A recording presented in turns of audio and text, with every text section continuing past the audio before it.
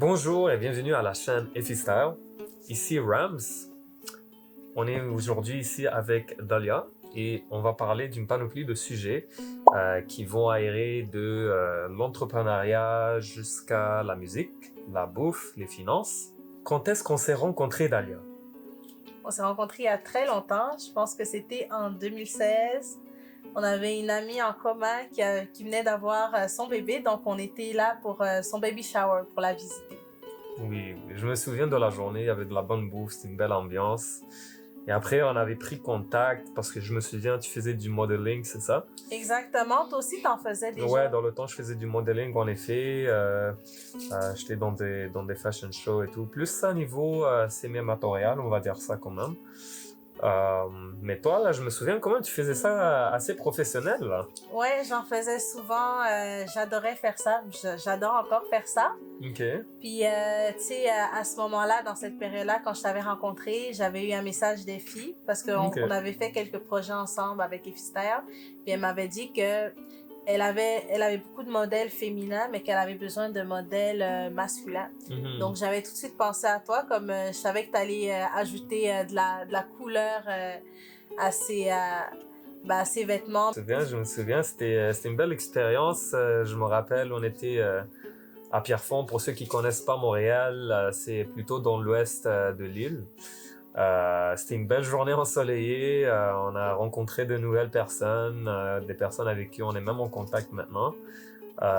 Puis ça a abouti quand même dans une belle collaboration sur plusieurs années. Donc, je suis pas mal content de la référence. Et Ouais. au final, ça a donné que c'était une super équipe. Puis ça bosse bien. Puis tout le monde est content, tout le monde rigole, tout le monde a du fun. C'est ça que ça devrait être vraiment, d'après moi. Puis toi, comment t'as trouvé ton expérience avec Effistère?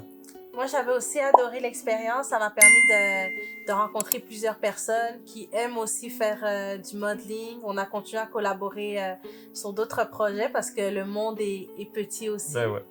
Puis moi, comme je suis d'origine africaine, de pouvoir voir une marque aussi à saveur africaine ici au Québec, voir qu'il y a une belle ouverture de toutes les communautés, c'est vraiment super.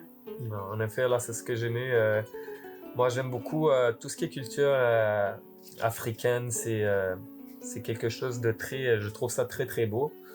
Moi, de mon côté, je suis issu de la culture arabe.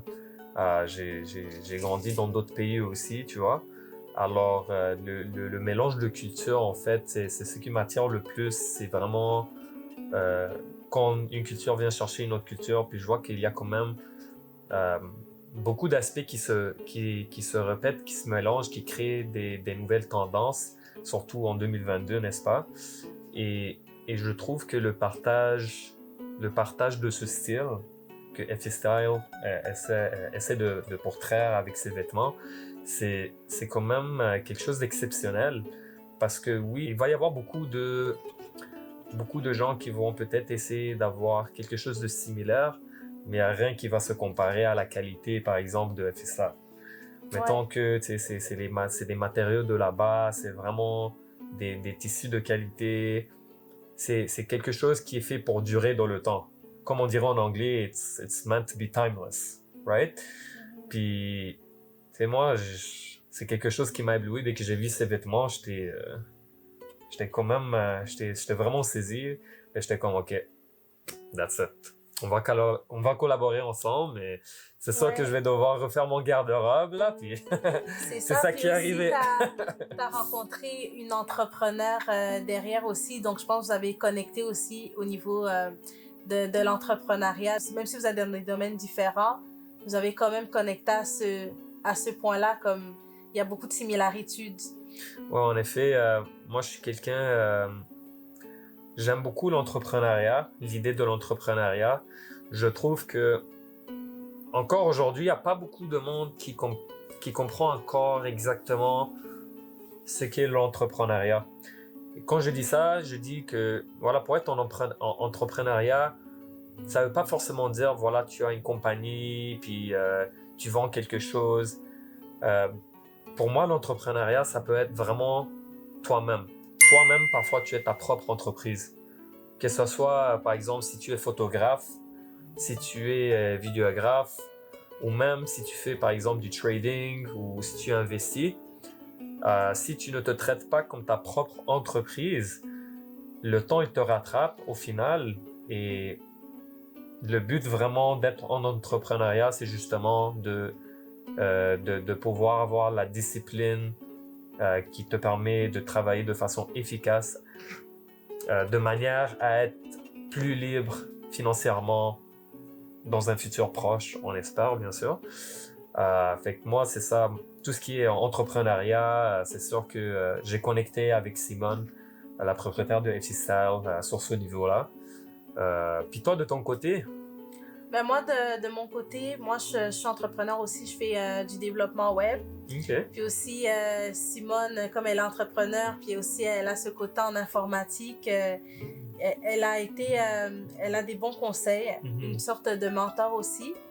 Parce que moi, j'aimerais, c'est sûr, avancer plus dans l'entrepreneuriat, continuer à faire de l'entrepreneuriat. C'est toujours un travail continu. OK. Parce que ce que j'aime dans l'entrepreneuriat, c'est comme tu as dit, tu as la liberté financière, tu utilises ta créativité aussi, tu te découvres à travers l'entrepreneuriat. Ton business, c'est comme ton bébé. Puis on dit souvent, tu n'es pas entrepreneur, tu le deviens à force des expériences. Ça, hein? Ouais. Puis je trouve aussi que, tu sais, dans l'entrepreneuriat, il y a tellement de volets que tu peux pas cocher toutes les cases, tu peux pas être parfait dans tout. Donc, c'est vraiment important de network, d'aller rencontrer des personnes, d'aller chercher l'expertise que tu n'as pas dans ton business pour l'améliorer. Ouais, en effet, je crois que ce que tu dis, ça décrit parfaitement ce que l'entrepreneuriat est en soi. Donc, faut jamais cesser d'apprendre, faut jamais cesser cette soif de vouloir en connaître plus. Puis justement, tu sais, quand on est au tout début, tu sais, on aime ça apprendre des gens qui sont déjà passés par là, des gens qui ont déjà l'expérience, qui peuvent nous permettre à accélérer notre processus de croissance, plutôt qu'on essaie bien de faire des erreurs, puis d'apprendre de ces erreurs et tout. Mais parfois, c'est bien aussi de prendre des shortcuts. Si c'est des shortcuts qui peuvent te permettre d'être plus productif, non? Donc, moi, je pense que lorsqu'il s'agit d'entrepreneuriat, c'est important de se mettre en tête que le tout commence de soi, vraiment. Donc, c'est la discipline qui fait en sorte que, voilà, est-ce que tu vas être un bon entrepreneur ou est-ce que c'est quelque chose que, voilà, tu vas prendre plus comme un hobby, plus comme un plaisir, quelque chose que tu fais sur le côté. Donc, c'est ça qui fait, d'après moi, la différence entre un entrepreneur puis un entrepreneur. Vraiment, l'envie de tout casser, tant au niveau personnel qu'au niveau de compagnie, si jamais tu bâtis une compagnie, justement. Donc, est-ce que toi, tu as des plans dans le futur d'avoir une compagnie de développement web ou tu travailles Non, c'est vraiment un objectif à long terme. OK. Pour l'instant, je travaille encore, mais c'est sur le côté que je fais le développement web parce que je trouve que c'est important que je puisse apprendre des personnes qui m'ont précédé pour quand j'y vais à 200%, j'y vais à 200%. Puis j'ai aimé ce que tu as dit sur le fait d'être un bon entrepreneur ou un bon entrepreneur. Mais j'aimerais ajouter le fait que moi, je me dis que quand tu es un entrepreneur, ce qui fait la différence si tu es un bon entrepreneur ou un mauvais entrepreneur, c'est si tu atteins tes objectifs tout simplement. Peut-être il y a des gens qui vont vouloir juste continuer de faire un 9 à 5 puis aussi avoir leur business sur le côté pour continuer à avoir des revenus stables, ou il y en a d'autres qui vont juste faire leur entreprise, qui vont aller à 200% dedans.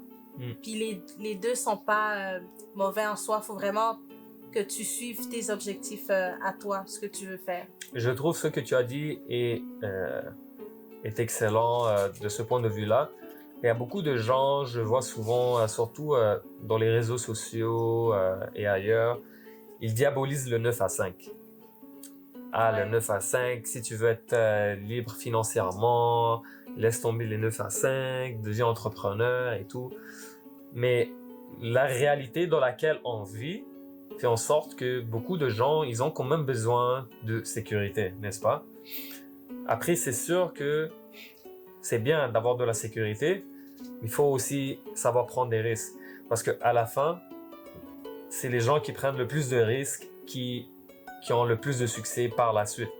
Maintenant, avoir un 9 à 5 sur le côté pour pouvoir avoir un revenu stable entre-temps que tu es en démarrage de ton entreprise et je veux dire aux premières étapes, je pense que c'est une bonne idée dans la plupart des cas.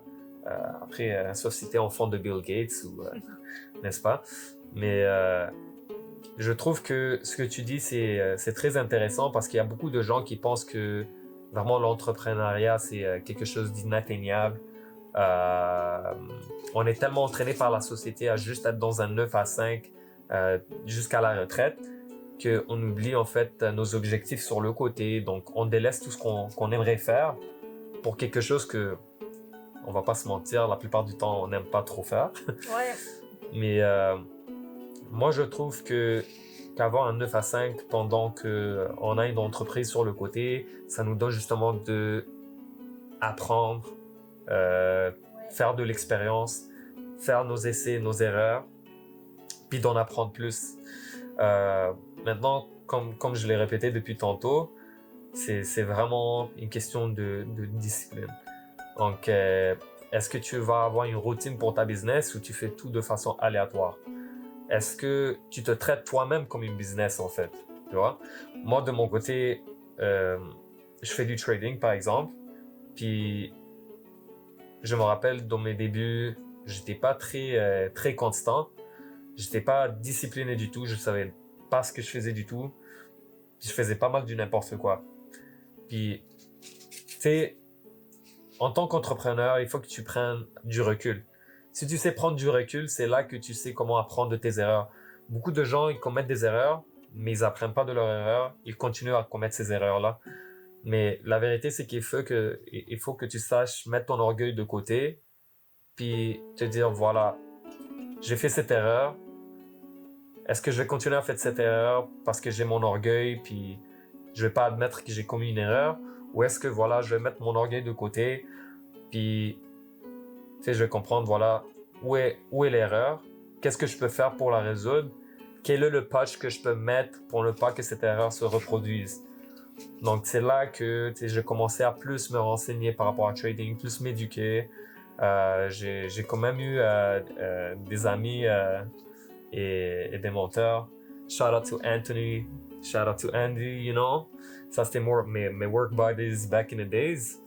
Mais pour moi, c'était toute une révolution, en fait, de commencer à me dire, voilà, il faut que je m'éduque plus, il faut que je traite ça vraiment comme une business. Il faut que j'aille vraiment un business plan pour ça. Pas que j'aille, genre, voilà, chaque matin, je me réveille et je fais ça aléatoirement. Parce que c'est sûr que ça va pas marcher. C'est pour ça qu'il y a autant de taux d'échec dans le monde du trading en tant que tel. Puis moi, dis-toi que ça fait peut-être 3-4 ans. Puis c'est juste que maintenant que j'ai commencé à être quand même assez rentable. Et ça, c'est dû vraiment au fait que j'ai su surmonter les épreuves de l'orgueil puis des erreurs que l'orgueil parfois t'empêche de voir. C'est bien en t'entendant, je sens que t'avais commencé, t'étais comme allé à fond, t'avais juste, tu vas placer ton argent, t'as pas essayé de trop apprendre, puis après t'as pris un recul, tu t'es dit là, je vais regarder avec des mentors, je vais parler avec des gens, je vais prendre mon temps, je vais avoir de la discipline. Puis moi aussi, dans mon processus, quand j'ai commencé à faire du développement web, à rencontrer des clients que j'ai vu qu'il y a une opportunité d'affaires là-dedans, moi aussi, je me suis dit, j'ai appris à avoir plus de discipline, à gérer mon temps, parce en étant entrepreneur, c'est toi qui gères ton temps, ton horaire. Donc ça, il faut vraiment de la discipline pour apprendre à faire ça. Il faut aussi du sérieux avec les clients. Quand tu dis à un client 17h, c'est 17h. Donc, faut être à l'heure. Aussi, j'ai appris... aussi, il faut tout le temps network, il faut savoir se vendre. Il faut pas juste... il y a toute une partie branding qui est tellement importante aussi parce que si on te connaît pas, ton produit peut être bon, mais personne va aller l'utiliser, personne va aller le chercher. Puis t'auras pas la valeur dans la société que tu peux apporter avec le super produit, le super business que tu as. Donc moi, Mhm. en étant informaticienne, j'ai appris que je devais aller rechercher ce côté-là pour trouver des clients, faire la publicité, par exemple sur Google, sur YouTube, sur Instagram, Facebook, sur des pages. Donc c'est vraiment important. Puis tu te vois où, mettons, dans 10 ans, par exemple, avec ta business? Dans 10 ans, je me vois faire ma business à 200%. J'aimerais aussi avoir des partenaires ou des employés aussi qui peuvent m'appuyer, soutenir la demande. Parce qu'à un moment donné, quand tu as trop de demandes, tu peux plus tout faire tout seul. Et tu peux pas faire attendre les clients. Donc, c'est ça, je me vois Mhm. travailler avec peut-être un partenariat ou peut-être avoir ajouté des employés, puis aussi ajouter davantage de services. Donc, d'où les partenariats. Donc, Ok. j'ai hâte de voir ce que la vie me réserve avec mon business. Puis tu penses que ça va être quelque chose que tu vas être au niveau provincial, national? Est-ce que tu penses peut-être t'étendre internationalement plus tard dans le futur, on va dire? Peut-être pas dans les prochaines 10 années, mais... Ouais, mais pour l'instant, je pense que internationalement, tu sais, faut rêver grand. C'est ça quand on est entrepreneur de Sky's the Limit. Tes limites, c'est toi qui te les donnes. Donc, je me vois aller loin, surtout quand tu es en informatique, tout est virtuel, donc t'as pas de barrière territoriale. En Donc, tu peux effet, aller vraiment loin. c'est quand même un monde en pleine expansion encore maintenant. Les Ouais, gens pensent que ça a arrêté, mais en vérité, ça a c'est bien que ça. commencé. Puis il y a plusieurs entrepreneurs aussi qui doivent faire ce virage-là, ce virage numérique. Il y en a certains, tu n'y croiras pas, ils n'ont pas encore fait ce virage numérique. Par exemple, ils n'ont pas encore de site web, ils n'ont pas encore de présence sur les réseaux sociaux, alors que tu peux pas, en 2022, ne pas encore avoir de présence sur les réseaux sociaux Mhm. et essayer d'avoir un business qui va marcher, qui sera rentable. C'est une course contre le temps, en fait.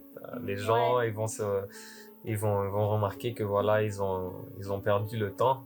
Et là, ils vont devoir rattraper les gens qui ont déjà commencé depuis. C'est ça, ouais, comme je dis, le sérieux dans ton travail, c'est vraiment c'est ce que je disais justement tantôt, ces gens-là qui veulent pas admettre en fait que voilà, leur méthode, leur façon de faire sont désuètes et qui s'adaptent pas justement, c'est les gens qui restent en arrière dans le ouais. troupeau. C'est ça. Puis les concurrents, ben, ils avancent, ils avancent. Ouais, Faut quand même garder ouais, un œil sur la concurrence. ouais, Parce en que c'est effet. toi ou c'est eux, tout Ouais, simplement. ouais. Je sais pas si t'avais vu ben, si t'avais entendu à la radio, il y avait une émission où ça avait vraiment attiré mon attention parce que j'avais pensé à des amis. Ils écoutent souvent les youtubeurs dans les réseaux sociaux.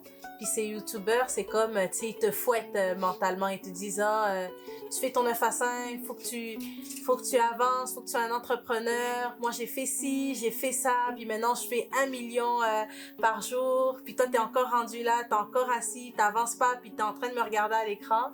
Donc, j'avais trouvé, ça m'avait vraiment interpellée parce que je connais des personnes comme ça qui passent le temps à être influencées par ces influenceurs-là. Ah, en Qui, effet. comme tu avais dit tantôt, qui démolissent le 9 à 5. Ouais, bon, moi, je dis toujours, faut regarder ces gens qui parlent, qu'est-ce qu'ils ont fait dans la vie. Tu connais pas leur curriculum, tu connais pas c'est quoi leurs objectifs, tu sais pas c'est quoi qu'ils ont vraiment fait dans la vie. C'est des gens qui parlent beaucoup. Moi, je suis pas du genre à parler de ce genre d'affaires, me prétendre un expert parce que je crois que même les experts, ils ont toujours quand même en apprendre plus. Tu vois des gens ils veulent te vendre du rêve un peu sur les réseaux sociaux ou même dans les publicités de YouTube pour te faire un exemple, tu vois. C'est ça. Alors, tout ça, c'est du fluff pour moi. Là, je skip direct. Ouais. Et, la réalité, c'est que tout le monde veut te vendre un rêve, mais pas pour ton bien. Puis des fois, c'est plus la formation. C'est avec sa formation qui te donne ces vidéos YouTube que tu regardes. Ça, c'est sa façon de faire de C'est ça l'argent. qui se fait de l'argent, oui. Fait que ça, c'est des gens que souvent, ils n'arrivent pas forcément à faire de l'argent avec leur idée de business idéale. Ouais. Et alors, ils se lancent dans le infomarketing. Mhm. qui est justement de te vendre des cours. Ouais. En se faisant passer par des gourous ou des experts. Ouais. Et qu'après, tu regardes leur track record, si tu y as accès, puis t'es comme, OK, mais c'est qui ça? C'est ça. On dit pas que c'est tout le monde, c'est certains qui utilisent. Mais il y en a des fois qui veulent vraiment apporter leurs connaissances, mais certains, c'est plus pour être rentable avec des formations, avoir voilà. un autre revenu. Puis l'entrepreneuriat, c'est pas fait pour tout le monde non plus. Au début, c'est difficile d'être rentable. Il faut avoir ton business plan, comme on dit. Il faut chercher des subventions avec la banque. Puis des fois, ils ne te l'accordent pas tout de suite. Puis là, tu dois utiliser tes propres fonds. Si tu as une vie de famille aussi, elle est plus compliquée aussi, ta vie de famille. Parce que les horaires sont atypiques. Puis le travail, le temps que tu peux mettre dans ton business, c'est comme illimité. Ouais, ben écoute, il faut avoir les reins solides. Il faut quand même avoir les reins solides. Il faut être prêt à faire des sacrifices. Donc, c'est pour ça que je dis, c'est pas forcément fait pour tout le monde. Il y a beaucoup de monde qui préfère le confort, la stabilité, des revenus stables, faire un 9 à 5, lundi, vendredi, avoir la fin de semaine pour passer du temps justement en famille. Ça, c'est tout à fait correct. Il n'y a pas un chemin pour tout le monde. Donc, chacun, vraiment, dépendamment de sa personnalité, dépendamment de sa façon d'être autour du monde et comment il s'adapte dans différents scénarios et sous pression. Donc, ça va faire en sorte que, voilà, qu'est-ce qui est le mieux pour. Tu vois, il va y avoir du monde que, pour eux, c'est du 9 à 5 et c'est de monter de cran avec les années, essayer de monter pour atteindre un salaire meilleur pour eux, leur famille, puis peut-être les générations à venir. Hein. C'est ça. Ça se peut très bien, puis ça t'empêche pas de pourtant investir ou être dans l'immobilier. Puis ça, en même temps, c'est quand même être entrepreneur. Tu sais, quand tu achètes de l'immobilier puis t'investis.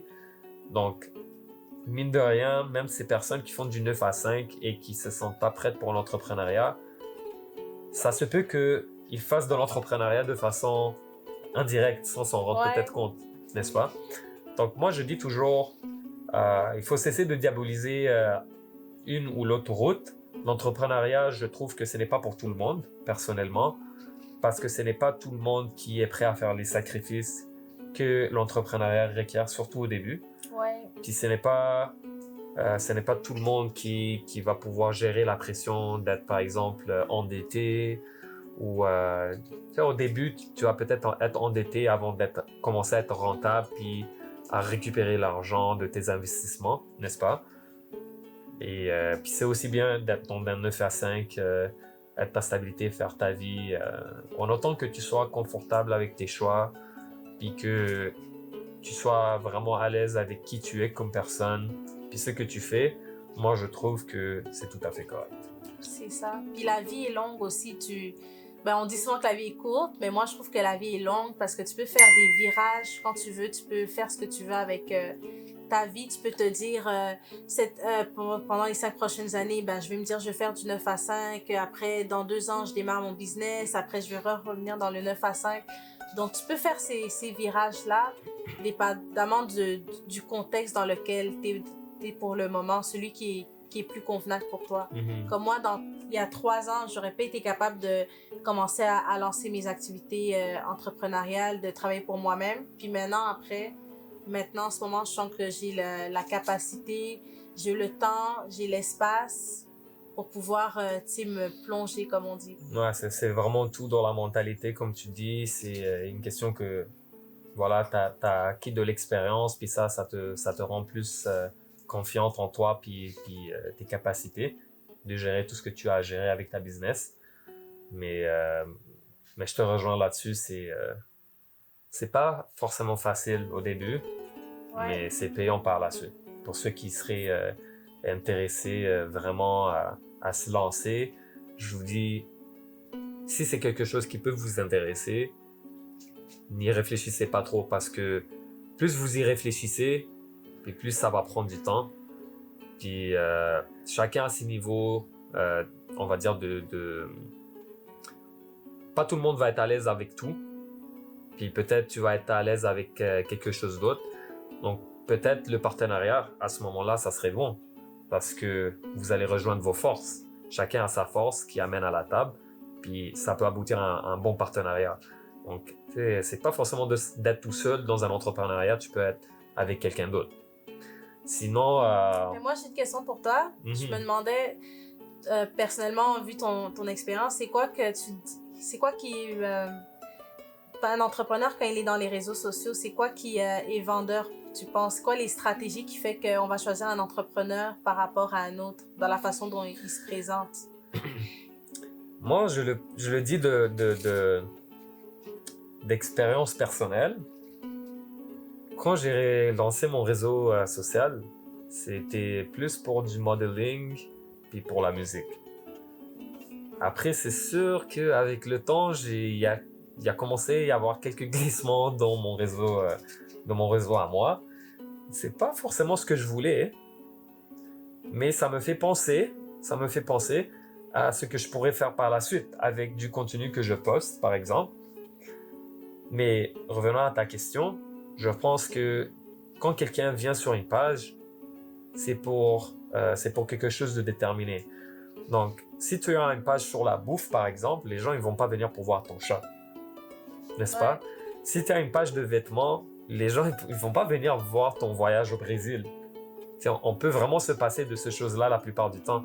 Après, c'est sûr qu'il faut que tu crées une connexion avec tes followers, n'est-ce pas? Donc oui, tu peux faire des stories, tu peux montrer ta vie privée aussi, voir un peu comment que c'est la vie d'un entrepreneur, voir les étapes, ce que tu fais dans la journée, décrire un peu ta journée et tout. Mais un peu comme moi, j'ai perdu un peu le jus de la conversation lorsque j'ai créé mon réseau social. C'était pas du tout ce que ça devait être, mais ça avérait que c'est ça.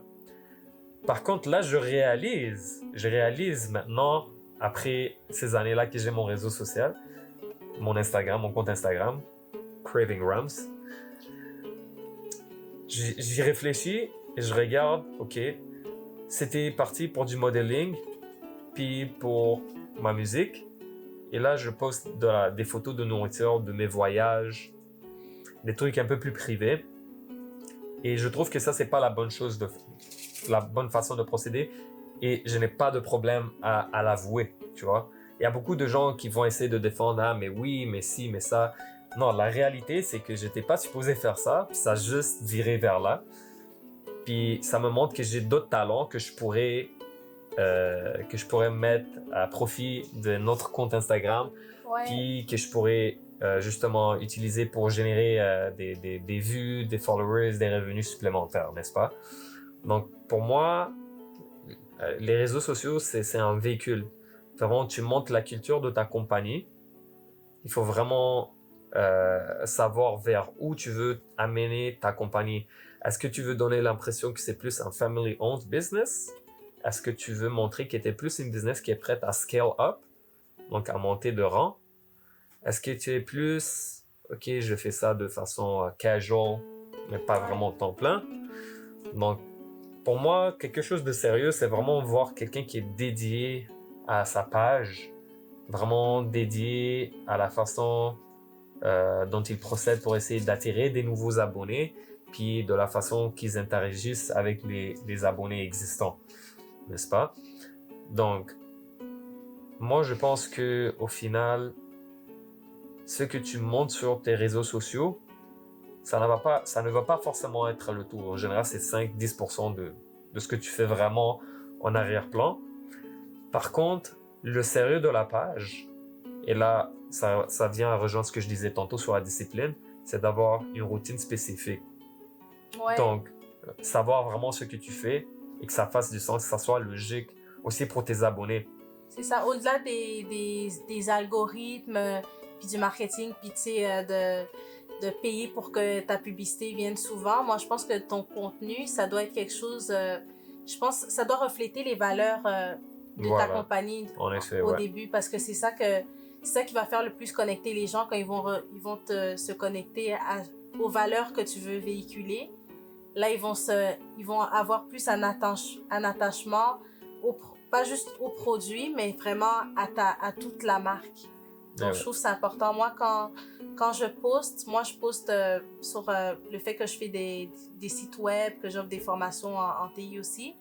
Mais au-delà de ça, je veux que mes formations, ça montre que c'est que je suis une entrepreneur qui est présente, que le résultat est là, que j'aide vraiment les entrepreneurs, peu importe leur niveau, ceux qui viennent de commencer ou ceux qui ont déjà une grande entreprise aussi.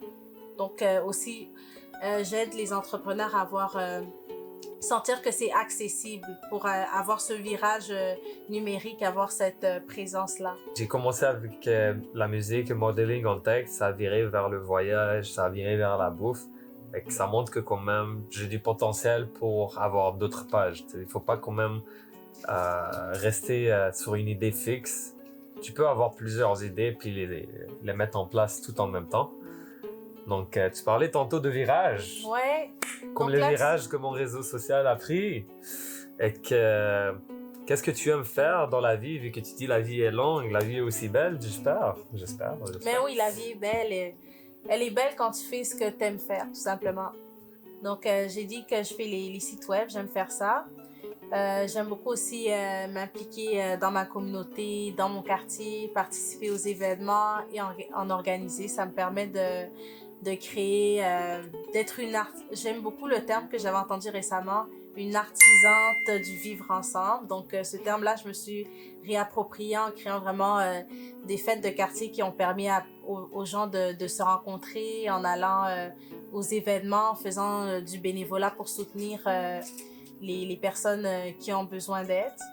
Puis aussi, l'année passée, en 2021, je me suis présentée comme conseillère municipale. OK. Oui, donc on parlait de virage, donc c'était un virage politique. Mais je pense que des fois, tu parles de virage, on a l'impression que c'est brusque, mais des fois, c'est juste la continuité de tes passions que tu n'avais pas encore explorées ou par exemple d'idées que tu avais, mais que tu t'enlignais déjà vers ça. Puis là, petit à petit, tu t'es rendu sur ce point. Donc, Okay. moi, j'ai commencé la politique. Donc, je défends les inégalités sociales, le racisme, aussi la protection de l'environnement. Donc, j'ai beaucoup aimé ça, surtout que j'ai découvert que c'est pas tous les jeunes qui sont intéressés par la politique. Puis c'est aussi un de mes buts d'encourager les jeunes plus intéressés par la politique parce que toutes ces décisions-là, ça va nous affecter notre futur plus tard. Je trouve ça quand même louable de ta part. Et puis, c'était quoi encore le terme?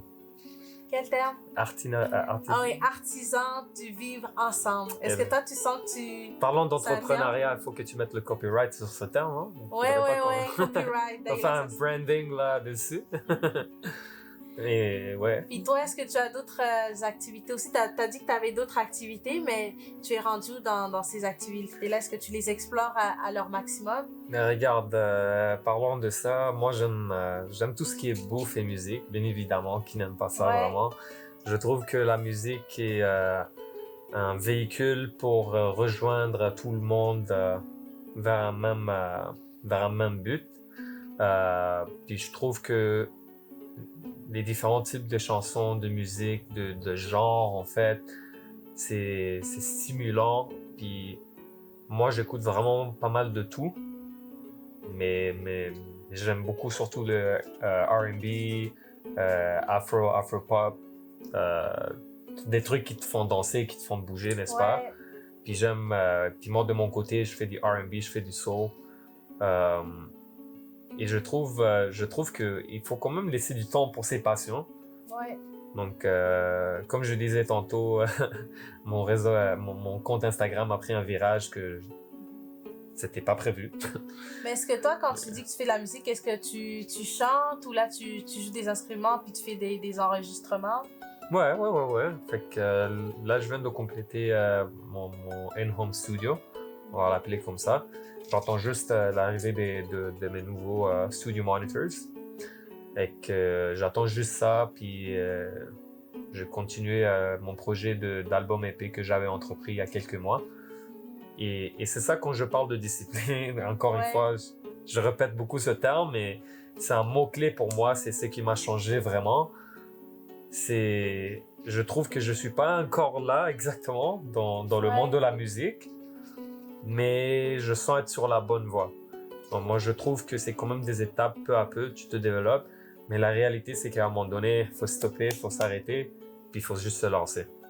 Parfois, c'est vraiment se lancer vers l'inconnu qui va vraiment t'ouvrir les portes à un développement de carrière exceptionnel. C'est ça. Et les gens s'y attendent pas. Parce que y a personne qui va venir te chercher ou Il y a personne qui va venir me chercher. qui va dire Rami, je pense que tu as besoin d'aide, je vais venir t'aider. Il faut que tu ailles chercher à chaque fois Personne les va choses. te dire Happy et ta musique, comment que c'est? Oui. Personne te connaît, frère. C'est N'est-ce ça, pas? Donc, c'est ça. Puis ta passion pour la nourriture, j'avais vu quelques posts que tu avais fait aussi, ça avait l'air super bon. En effet, j'aime beaucoup cuisiner. J'aime tout ce qui est gastronomie. Ta copine est contente? Ah, ma copine, elle est chouette. Ouais. Je peux te dire ça. Mais elle aussi, elle cuisine bien. Hein. Moi, je te dis, elle cuisine bien. Elle prépare beaucoup de mets traditionnels africains de la Guinée. C'est ça que j'aime, le mélange de cultures. Je parlais tantôt. La bouffe vient se rejoindre dans des beaux mélanges. La musique aussi, et tu retrouves des bonnes fusions de musique, de genres. Ouais. Et pour moi, c'est quelque chose d'incroyable. Parce que je trouve que c'est ce qui ramène le monde de plusieurs chemins, de plusieurs parts de la planète. Ouais. Tous sont rassemblés. C'est ça que j'ai découvert aussi en politique. On est d'origines différentes, on a des parcours de vie différents, des âges différents, des genres différents, des orientations différentes. Mais il y a quand même un fil directeur qui nous rassemble ensemble et qui fait qu'on travaille ensemble, qu'on a des super collaborations et qu'on parle pendant des heures. Ça nous rapproche. Ok.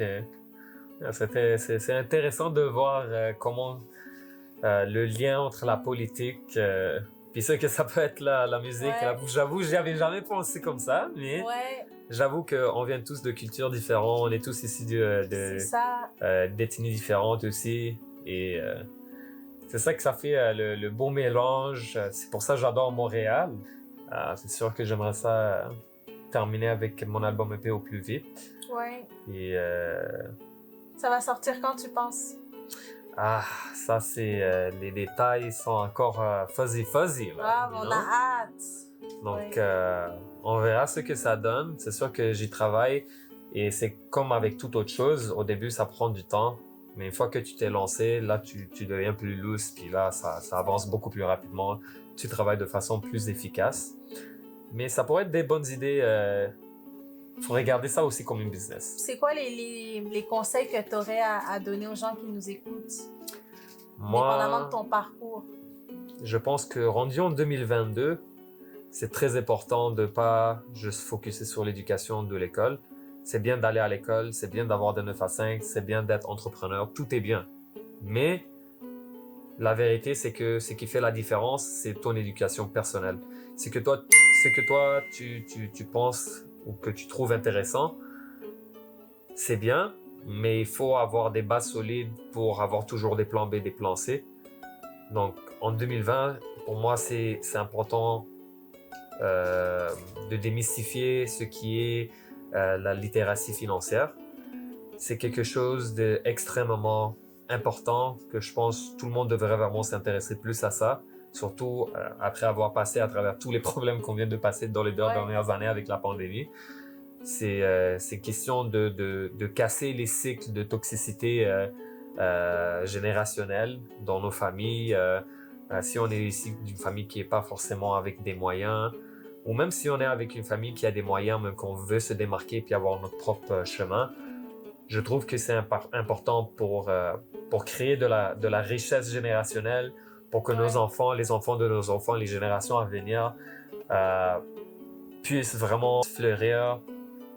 Puis comme j'ai à cœur beaucoup de causes sociales, mais dans l'histoire, c'est démontré que c'est ceux qui font le plus ceux qui ont plus d'influence dans le monde, c'est les gens qui quand même ont une capacité financière plus haute.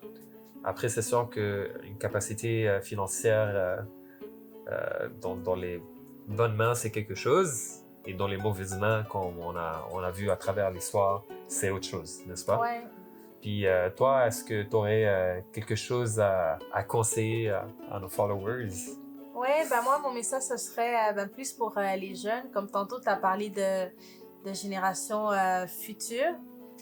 Donc, moi, je les conseillerais vraiment de s'impliquer en politique, pas s'impliquer comme moi en ayant été candidate, mais par exemple, en sachant ce qui se passe dans leur quartier, au moins en connaissant les organismes qui existent, parce que les organismes, c'est vraiment une bonne ressource pour eux qui peuvent les orienter à plusieurs niveaux, si c'est pour l'emploi ou par exemple les loisirs ou les activités de la vie, les règlements. Donc, je trouve ça important d'avoir ces notions-là, connaître vos acteurs politiques. C'est important aussi de voter parce que c'est votre droit, puis c'est gratuit et ça change tellement de choses. Surtout, il y a 3 paliers, le municipal, le provincial, le fédéral. Puis, au plus, le municipal, celui pour lequel je me suis présentée, c'est le palier qui est le plus proche de vous. Même le provincial aussi, les décisions vous affectent directement. Donc, faut voter, faut connaître les acteurs municipaux et qui sait, un jour, peut-être vous aussi, vous allez vous porter candidat et c'est super parce que vous êtes des personnes uniques puis vous allez apporter un plus. Il n'y a pas besoin d'être... parce qu'on a besoin dans l'écosystème politique d'avoir une diversité. Donc, on a besoin de tout le monde. Il n'y a pas besoin d'avoir fait certaines études, juste des études en sciences politiques pour y aller. C'est vraiment ouvert. Puis, au niveau de l'entrepreneuriat, faut poursuivre vos rêves. La petite idée que vous avez, vous savez pas où elle va vous mener, cette idée-là. Faut jamais cesser d'être curieux. Faut toujours avoir soif d'apprendre. Pas pour les autres, mais vraiment pour votre développement personnel. C'est très intéressant de voir comment tu t'impliques dans la politique. Et je vois il y a beaucoup de liens vraiment entre politique, musique et nourriture. J'aurais jamais pensé à ça. Mais merci vraiment de ces pépites de conseils. C'est quelque chose que vraiment j'espère que les jeunes qui nous écoutent, les plus jeunes en tout cas, ils vont pouvoir être inspirés de tout ce qu'on vient de parler. Et sur ce, je te remercie d'être ici aujourd'hui avec moi pour l'entrevue. Merci à toi. Et on remercie Simone et FI Style de nous avoir accueillis sur ce projet, de nous avoir donné l'opportunité de discuter. C'est ça. Et n'oubliez surtout pas de aimer, vous abonner, partager.